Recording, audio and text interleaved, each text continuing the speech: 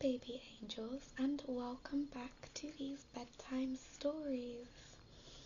If you have already watched these, then you may have seen the daytime stories, but this is slightly different. However, we will go into chapter number 4 as we have already been reading this book. Actually, we weren't all the way up to chapter number 4 yet.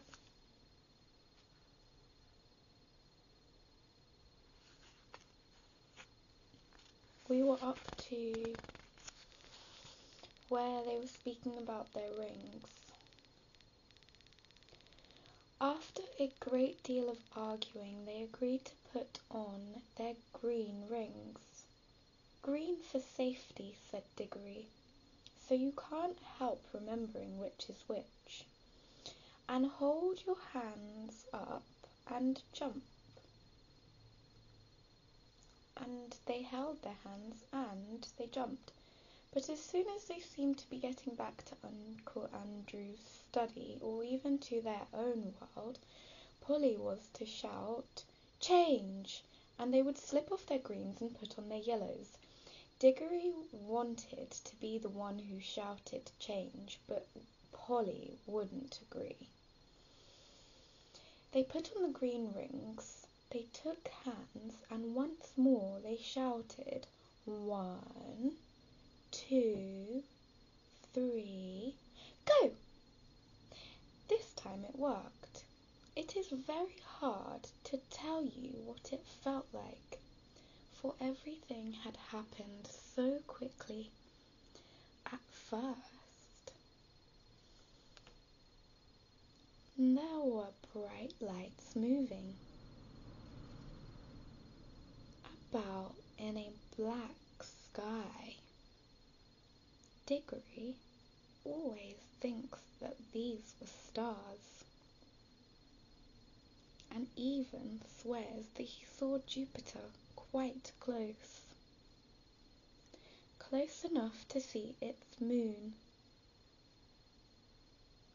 But almost at once there were rows and rows of roofs and chimney pots, and about them they could see St. Paul's, and they knew they were looking at London. But you could see through the walls of the house, and then they could see Uncle Andrew, very vague and shadowy, but getting clearer and more solid looking all of the time, just as if he were coming into focus. But before he came even closer and became quite real, Polly shouted, "Change!" And they did change, and our world faded away like a dream, and the green light above grew stronger and stronger till their heads came out of the pool and they scrambled ashore. And there was the wood all about them, as green and bright and still as ever.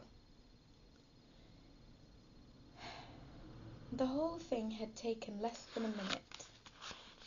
"There," said Diggory. "That's all right. Now for the adventure.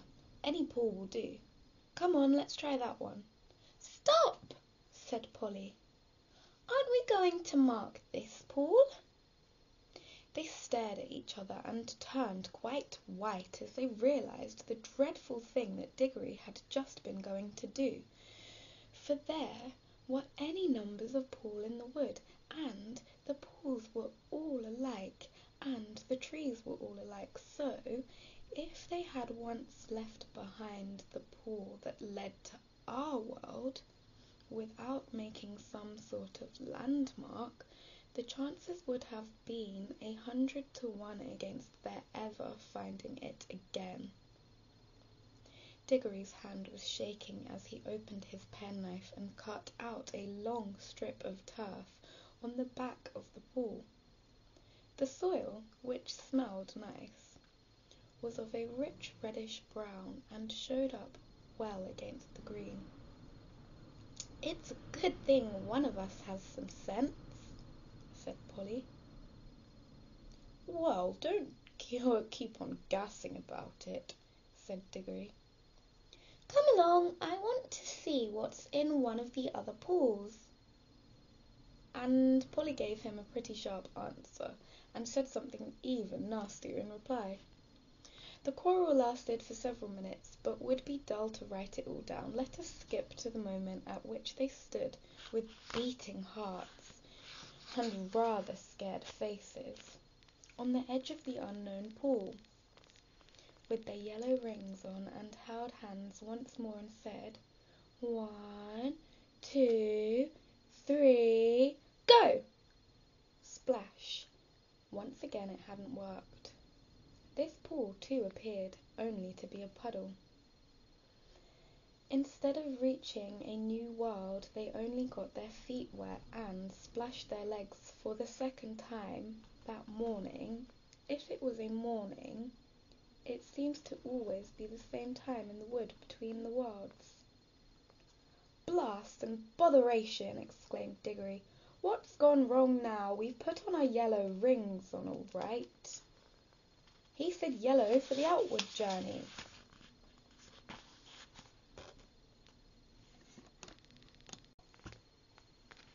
Now, the truth was that Uncle Andrew, who knew nothing about the wood between the worlds, had quite a wrong idea about the rings, and the yellow ones weren't outward rings, and the green ones weren't homeward rings at all.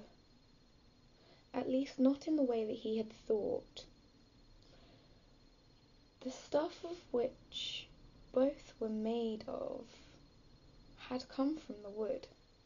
The stuff in the yellow rings had the power of drawing you into the wood. It was the stuff that wanted to get back to its own place, the in-between place. But the stuff in the green rings is the stuff trying to get out of its own place, so that a green ring would take you out of the wood into a world. Uncle Andrew, you see, was working with things he did not really understand. Most magicians are. Of course, Diggory did not realise the truth quite clearly either, or not till later, but when they had talked it over, they decided to try their green rings on the new pool, just to see what happened. I'm game if you are, said Polly. But what she really said, and why she really said this, because in her heart of hearts, she now felt sure that neither kind of ring was going to work at all in the new pool. And so there was nothing worse to be afraid of than another splash. I am not quite sure that Diggory had not the same feeling. At any rate, when they had both put on their greens and come back to the edge of the water and taken hands again, they were certainly a good deal more cheerful and less solemn than they had been the first time. 1, 2, 3, go! said Diggory, and they jumped. That concludes chapter number 3 for today. Thank you very much. Night night, angels. Sleep tight. Night night.